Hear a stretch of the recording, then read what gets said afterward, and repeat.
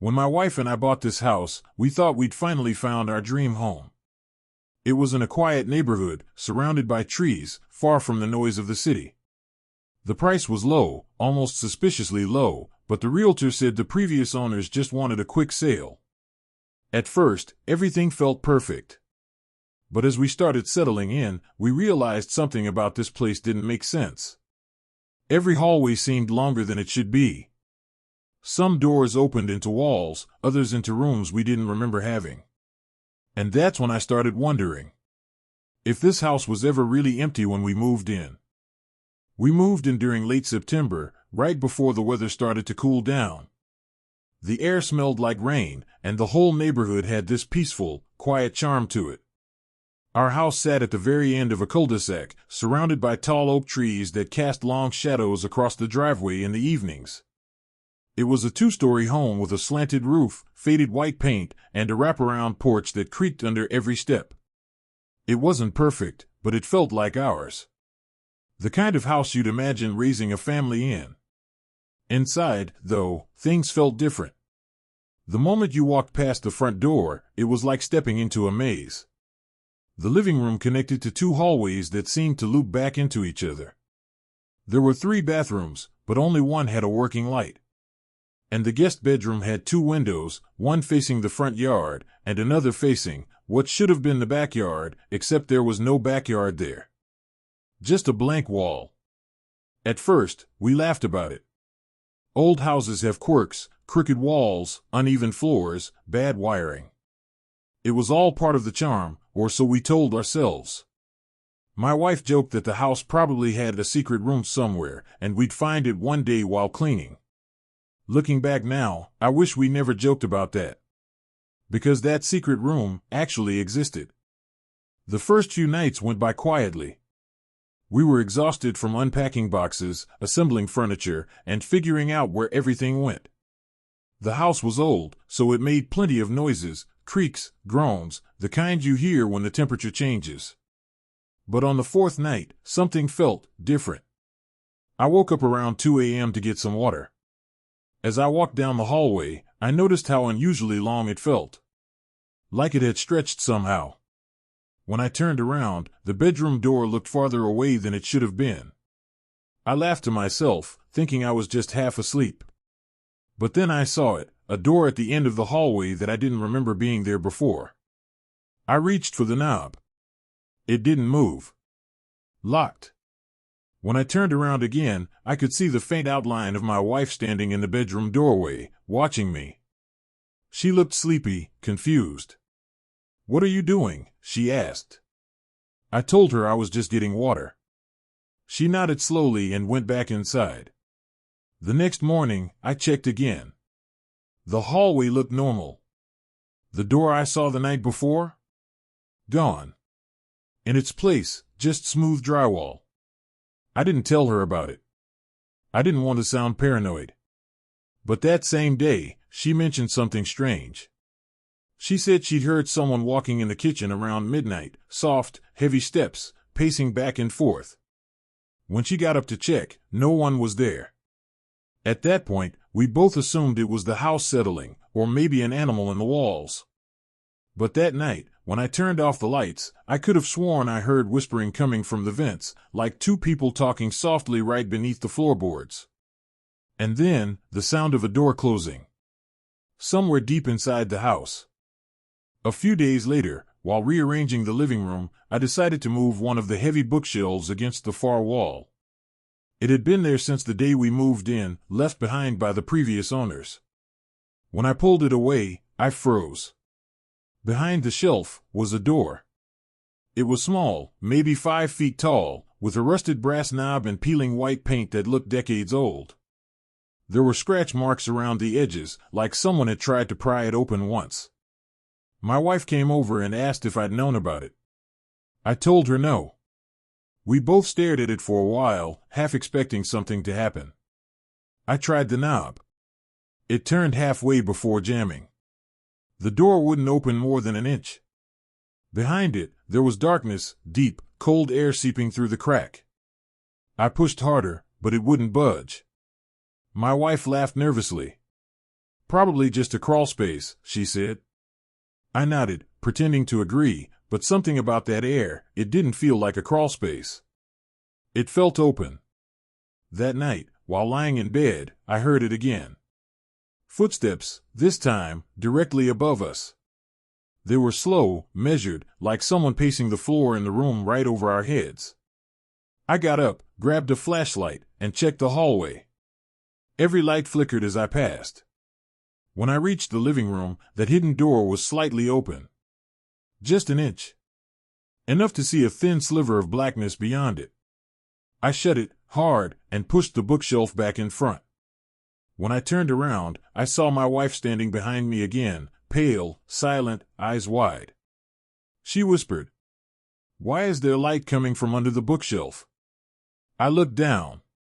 A faint yellow glow was leaking out from underneath, like there was a lamp turned on behind the door. But when I moved the shelf again to check, the light was gone. And the air was ice cold. After that night, things changed quickly. We started hearing noises almost every evening, soft knocking inside the walls, faint whispers that moved from room to room. Sometimes they'd stop the moment we spoke, like whoever, or whatever, was making them didn't want to be heard. One morning, I woke up to find the living room door standing wide open. I was sure I'd locked it before bed. But when I checked the security camera on my phone, the footage was corrupted, static and flickering, just between 2 and 3 a.m. That same day, my wife swore she heard footsteps following her when she walked through the upstairs hallway. She'd turn around and see nothing, but she said she could feel someone behind her, breathing, close enough that her hair would move slightly. At first, I thought it was just stress. We'd been working long hours and adjusting to a new place. But then I started noticing something that didn't make sense. The layout of the house itself seemed to be changing. I began drawing a floor plan, just to make sense of it. At first, everything lined up fine. But when I measured the distance from the front wall to the back, something was off. The numbers didn't add up. From the outside, the house was about 60 feet deep. Inside, based on the rooms and hallways, it was closer to 70. There were 10 missing feet. A full hidden space, somewhere in the center of the house. That night, I told my wife what I found. She didn't laugh this time. Instead, she said something that made my skin crawl. When I was cleaning earlier, I found a vent in the upstairs bathroom. But when I shined my phone light inside, I saw wallpaper. Wallpaper. Not pipes, not dust, wallpaper, like the vent opened into another room. That night, the footsteps came back. Louder. And for the first time, I realized something horrifying. They weren't above us anymore. They were coming from inside the walls. I don't know what made me do it that night. Maybe it was curiosity. Maybe it was the sound. But around 1 a.m., I decided I was done being afraid of my own house.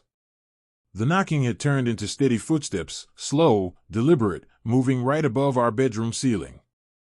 Each one made the old wooden frame creak, like something heavy was pacing back and forth. I grabbed my flashlight and a hammer. My wife begged me not to go, but I told her I just needed to see what was up there, to prove it was rats, or wind, or anything normal. I opened the attic hatch and pulled myself up. The air was heavy and stale.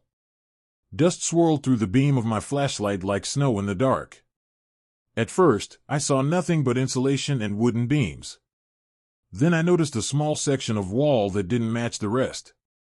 The wood there was newer, lighter in color, freshly nailed. I tapped it. Hollow. I hesitated, then used the hammer to pull a plank loose. Behind it was a narrow corridor. It was maybe 3 feet wide, lined with cracked wallpaper and slanted floorboards that looked warped by moisture. The air smelled like metal and old rot. I crawled through slowly, light shaking in my hand. The passage stretched farther than it should have, far past where the house should have ended. Then I saw something on the wall. Photos. Old photographs pinned in rows. Families, smiling, standing in front of the same house. Different decades. Different faces. But in every single photo, there was always one thing the same. A tall man standing in the background. His face blurred, eyes completely black. My hand started trembling. Then my flashlight flickered, once, twice, and in that brief moment of darkness, I swear I heard breathing. Not mine. Not close either, but deep inside the corridor, like someone inhaling slowly through their nose. I turned and crawled back fast, splinters cutting my palms. When I dropped down from the attic, my wife was waiting at the bottom of the ladder, shaking. She whispered, "You heard it too, didn't you?" Before I could answer, a loud thump came from the living room, the sound of furniture scraping across the floor. We ran there, hearts pounding. And that's when I saw it. The bookshelf I had pushed against the hidden door was lying flat on the ground. The door behind it was open. Wide open. That night felt different. The air inside the house was heavy, like the walls were holding their breath. We didn't even talk about what happened. We just sat in silence, waiting for the sun to rise. But sometime after 3 a.m., my wife shook me awake. Her voice was shaking. "There's someone downstairs." At first, I thought she was dreaming. But then I heard it too, footsteps, slow and dragging, moving across the hardwood floor beneath us. One step, pause. Another step, closer. I grabbed my phone and opened the camera app, holding my breath as I crept toward the stairs. When I peeked over the railing, I could see the faint glow of the motion light from the hallway. And then, a shadow moved across it. Tall. Thin. It walked from one side of the hall to the other, completely silent. I couldn't see its face, just the outline of its head tilting upward, like it was listening. I stepped back quietly, praying it hadn't heard me. The footsteps stopped. Then, in the silence, we both heard the old door creak open again, the hidden one behind the bookshelf. A low groan of wood, followed by something dragging against the floorboards. That's when my wife screamed. I turned around, and she was standing at the end of the hallway, staring toward our bedroom. "There's someone in the room," she whispered. "Right now." We locked ourselves in and waited until morning. The next day, I bought a set of small cameras and installed them in every room, living room, kitchen, bedroom. We didn't want to overreact, but we needed to see what was happening at night. That evening, we both stayed awake, staring at the live feed on my phone. Hours passed, nothing. Then, around 2:47 a.m., movement. On the living room camera, a figure stepped out from the wall behind the bookshelf. Not from the door, through the wall itself.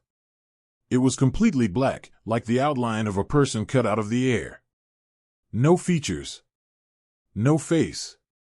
It just stood there for almost a full minute, head slightly tilted, watching the staircase. Then, without moving its feet, it began to fade backward into the wall. Gone. We didn't sleep after that. In the morning, I showed the footage to the police. They brushed it off as a glitch, said the light was probably playing tricks on the lens. But one of the officers, an older guy, stayed behind after the others left.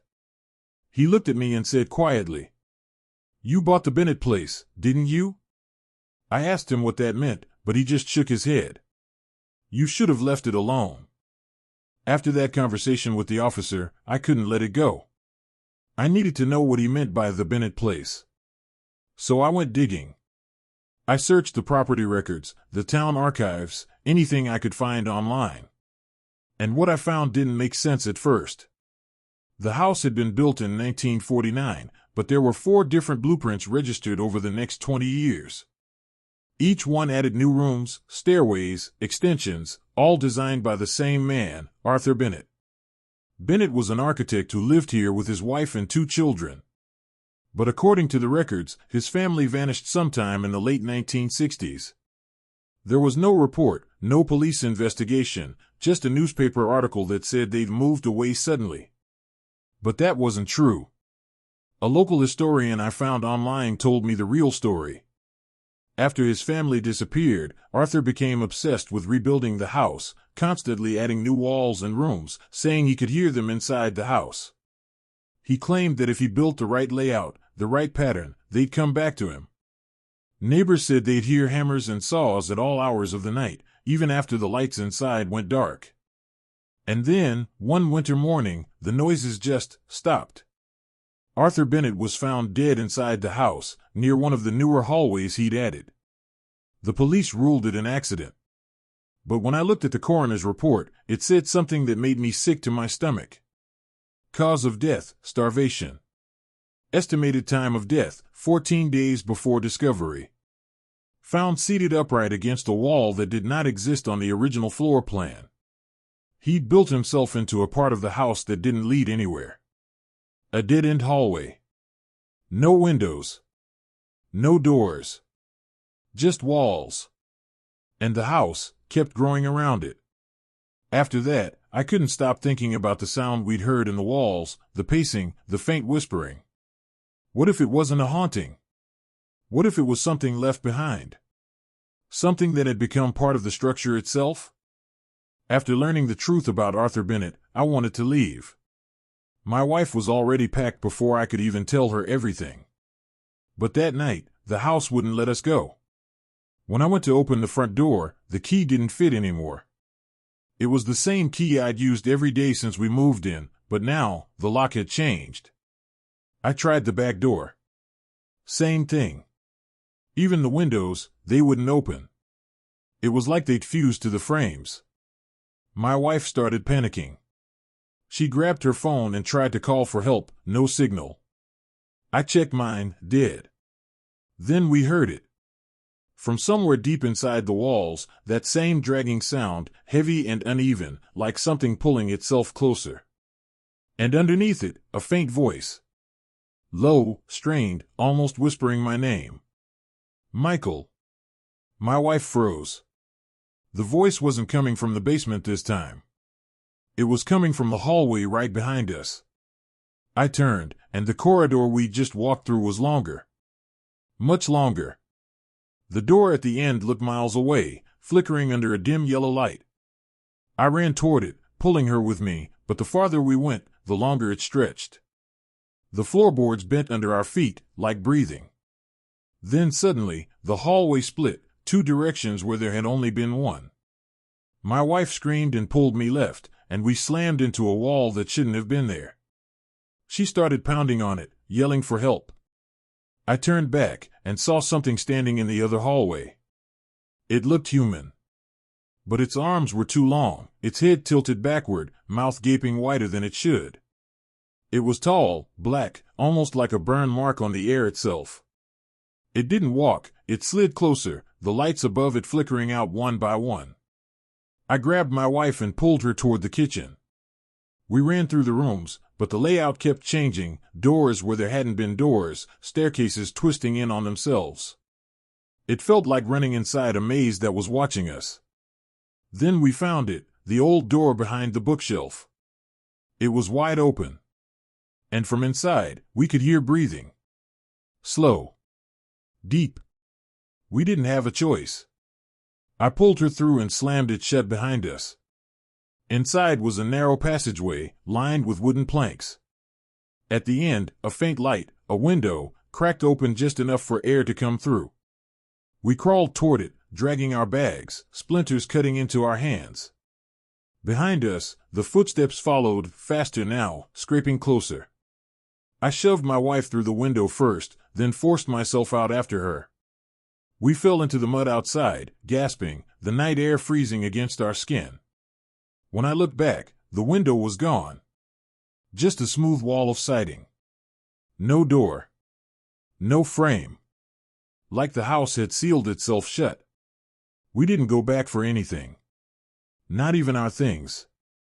By morning, the house looked normal again, still, quiet, empty. But as we drove away, I could have sworn I saw a figure standing in the upstairs window. Tall. Still. Watching. It's been 8 months since that night. We never went back to the house, not once. We moved 3 towns away, into a small apartment above a grocery store. It's loud, cramped, and always smells like bread baking downstairs. But honestly, it feels safe. At least most nights. The police went to check the property after we filed the report. They said the front door was unlocked, but when they entered, the floor plan didn't match the listing. Rooms were in different places. A staircase led to a wall. And the door behind the bookshelf? It was gone, like it never existed. The footage from my cameras didn't help much either. Most of it was static, corrupted. But one file, the one labeled Night 6, played just fine. It showed me and my wife walking through the hallway. Only, there was someone walking behind us. The same dark figure, tall, thin, with its head tilted upward. Following us step for step. Even when we turned around, it didn't move. It just stood there, halfway in the shadows, halfway in the wall. After that, I threw the drives away. But sometimes, late at night, I hear tapping sounds, 3 short knocks, coming from behind the walls of our new place. My wife says it's just the plumbing. I want to believe that. But last week, I noticed something strange in the living room. A thin crack, running from the ceiling to the floor. When I pressed my ear against it, I swear I could hear breathing. If you ever find a house with more rooms than it should have, don't try to count them. Because the moment you do, the house starts counting you back.